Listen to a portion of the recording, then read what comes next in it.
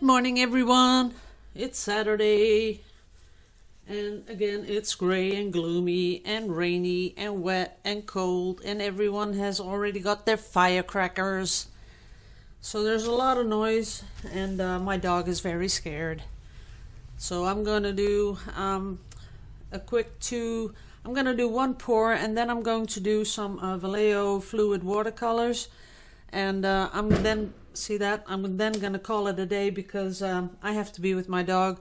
She doesn't want to be here in the studio. She crawls under the bench somewhere in the packing paper, and she's really scared, so I don't want to do that. So I want to thank everyone that has sponsored me in December 2018. Thank you all very much. Sorry about the firecrackers, can't help it. It's something that, just happens over here.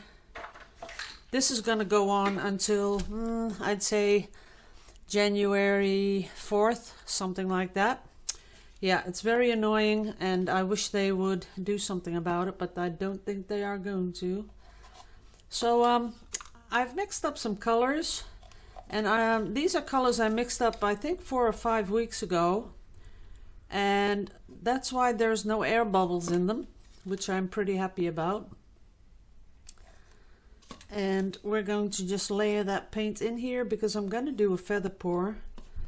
But this time I'm going to be using a background color that contains silicone, because someone on YouTube, one of the people that subscribed, said, what about putting some silicone in the background color? I said, whoa, okay, we can do that.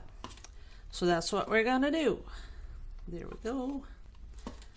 And we'll just see how much noise there is outside with the firecracker stuff. We'll see. Okay, this is about what I'm gonna use. And we're going to, oops, a little bit of paint on my thumb. I think I might really see how nice and smooth that is. Only one tiny little air bubble there in the corner. Oh, there it goes. No bubbles. I'd like to see how this works. But I'd also like to have a little thing in the middle like that, so that the colors come out nicely. Oh yeah, and some people commented about, that I don't like using real hair for my brushes. Well, the pig's hair brushes, you can't avoid those. But as you can see, this is a synthetic brush, and this one, it's really a really nice brush.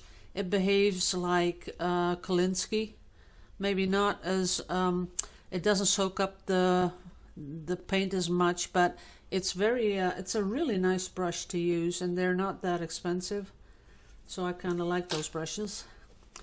Okay guys, let's do some pouring and less talking. So come on out and play with us. So I'm going to try and show you how I do that from up here, because I want a little bit of a different vibe going on this one. Ew, and we need some green. That's about that. We're going to let it roll down a little bit. And I think I'll stop right there because I want a lot of paint under it to see if we can get some cells. But that is kind of cute, right? I like those little patterns. There we go. And let's torch it. Yep. It cells up like crazy. But I'm just not sure how we're going to keep that, because you have to tilt it a lot. So we're going to tilt. And we're going to torch. I don't think that's going to work, because I don't like those little ones. But we'll see what happens. Maybe if we do that a little bit different. Let's do a little bit different.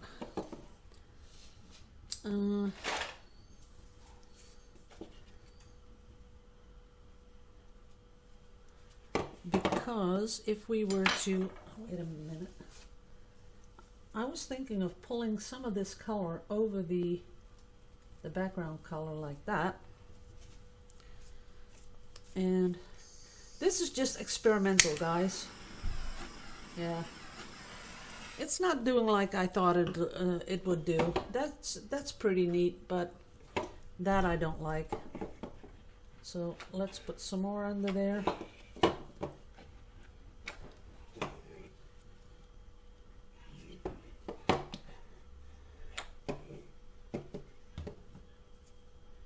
That I really like, so let that move down a little bit.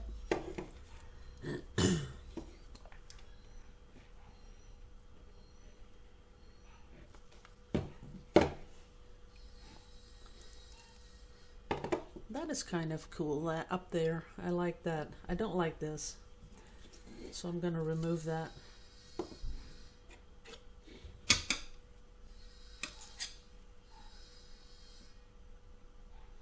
Nah, I can't make anything of that. That is too ugly. So we're going to move it around a little bit. We're going to move this down and over this side. And you're probably thinking, where are you going to go with this? Well, we'll see. Because look at that, how that's stretching up there. That is pretty. And now we got rid of all the ugly bits. It's starting to look like something. Oops, that was a pretty dumb move that I did there. Because I splotched it on. Don't want to splotch. But we do want some more little bubbles. And up here. Now see, that's starting to look like something we like. But we don't like this.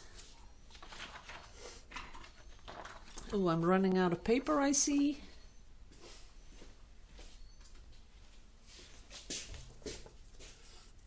That is kind of cool up there.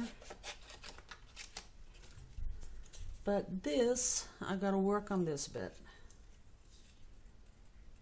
That's it. So we're gonna pull some of this down. And a little bit more. Spread that out. That we're gonna add some. Okay. Let's wait. Let's do a little bit more pouring on this one. Oops, and of course I have to tilt it a little bit or it won't work.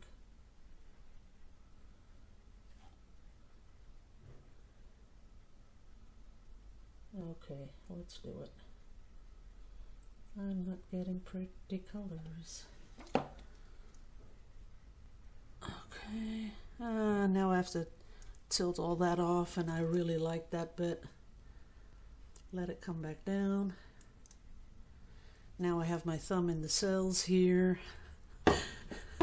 This is really different, and you really have to, I don't know, you have to do something with it. You have to make sure that you know exactly what you're going to do before you do it. Because, as you can see, I touched it up here, so I lost the cells in the corner. Okay, but that's not too bad. Now, I'm going to clean that off again. I do want a little bit of cell action down here. Okay, that's pretty.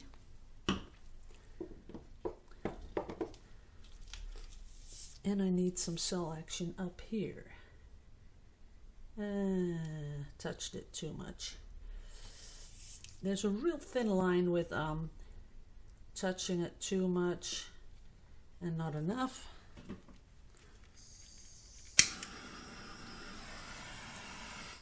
Okay, we got some cells down there. That's okay. And I think I need some down here just to balance it.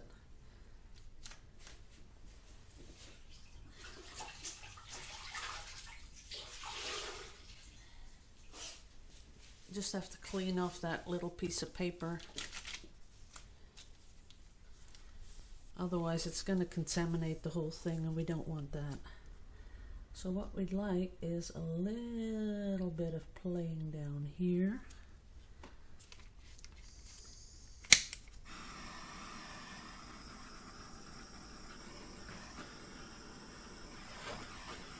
That's it. Okay, I think we're there. Only I need to do the sides because I can see a lot of canvas looking through. Yep. So we're going to add a little bit here on the side, a little bit down here, a little bit up here.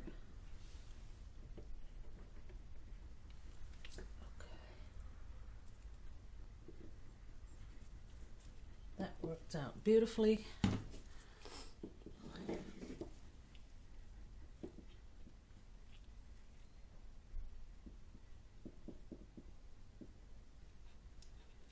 Okay, little palette knife.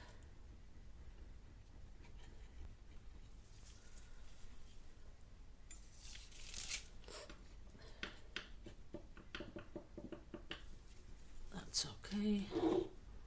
Oops, there's some more exposed canvas.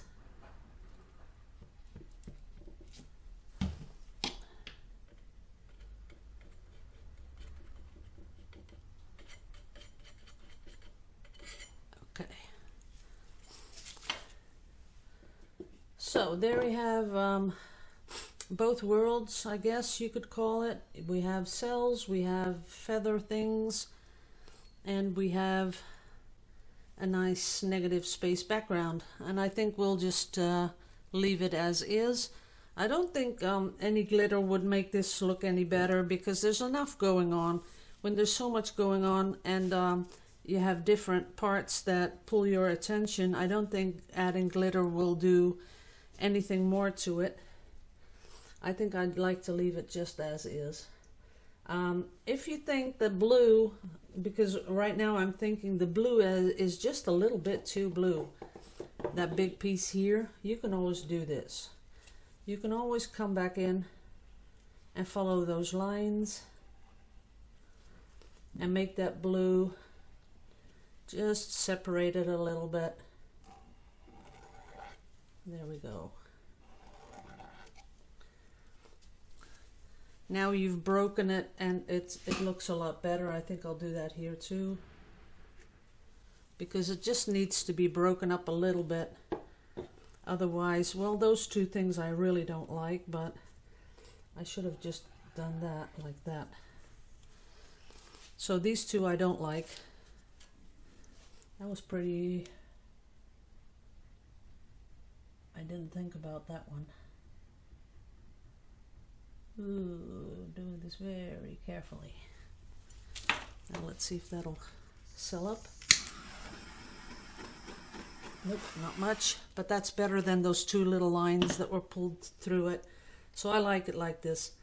And even though we had paint that stood for 3-4 weeks, maybe even 5 or 6, I still have little pinholes. See that? So that is something you cannot avoid. That's just, you know, you can't avoid it. There are little pinholes in it. Now, I'm going to go get my the other one, because I sort of, you know, when I was pouring, I'll get it. Wait a minute.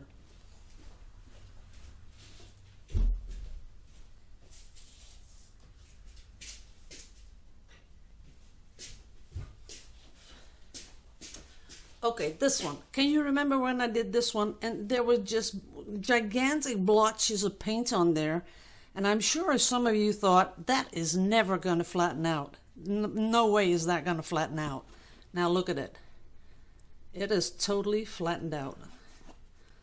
There is not one bump in there. The only thing you see is that this background color that I poured with had a little bit of a different tint than the one I put underneath, I guess. And there's a little paint hole thing there, which I might even be able to, oops, flatten out. Let's just fix that. Yeah, the thing is that this paint, when you pour it, it's pretty thick, and there are all sorts of bumps, but it flattens out totally. So there's no problem with that.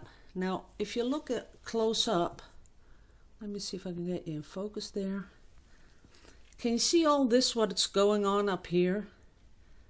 Here it's very obvious, but here it's almost like a shadow of turquoise. That I really like.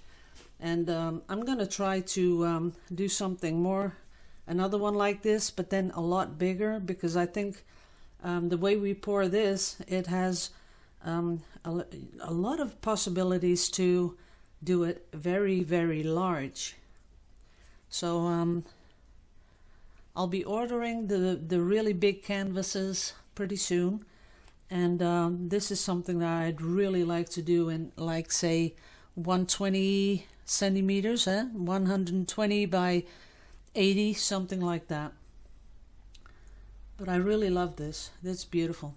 Okay, guys, I'll do a little with this. Because there's a lot of silicone in the back, I think we could do something with that. But I'm running out of this paper, so I'll have to cut some more. So I'm adding the one with the dimethicone in it, and I'm going to scrape this up and let it run down a bit, just to see what happens. What I do like about these colors is that they stay very much separate even after a long time manipulating the paint. As you can see, they are still, when I give you a close-up, see how nice and tight those lines are? So that's kind of something to think about if you need that when you're pouring. But now I'm going to mess it all up because I'm going to torch it. Just maybe a little bit. That's it. Maybe up here a little. That's it. Not too much. And we still have nice tight lines. And we still, let's pull that down a bit. I'm not sure if this is something I'd like to frame. Maybe not. Because that's, for me, that's not that interesting. Let's see. Always have one handy. Nah, that's not something I like. You know, when you put something in a frame, it has to be dramatic. You have to use contrasting colors. It wants to pop off that, you know, passe-partout, the mat. It just wants to break out of it. That's something that, you know, when you have a one of those art shows and you have a couple of those hanging on the wall and they just pop out, that's what you want. That's what pulls people's attention, and then it makes them look at your stall, or how do you call it? So I'm pretty sure that's what you want. Okay, let's do another one. So that is nice. I do like this. I think it has something to do with that it looks reptile-like. Something like that, and nature-like, because it resembles a leaf of a tree, and that's I think that's why I really like it so much. So we're going to pull more under there.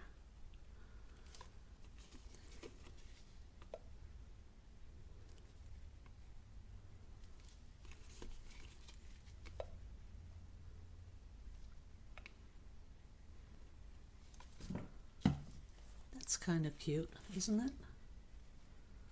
I'm going to make it roll over the paper a little bit.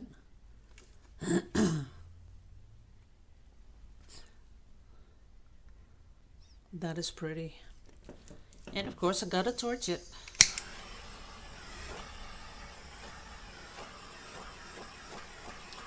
Although I don't like really much the cells that pop up out of this, because they're not nice and tight and round. As you can see, there's a little bit of mess in between there. I'm not sure if you can see that. That's when I don't really like it. But I guess you can't have everything you like, right? So I'm going to pull it down a little bit, make it spread. Let's see if we like that in a frame. Nah, not really.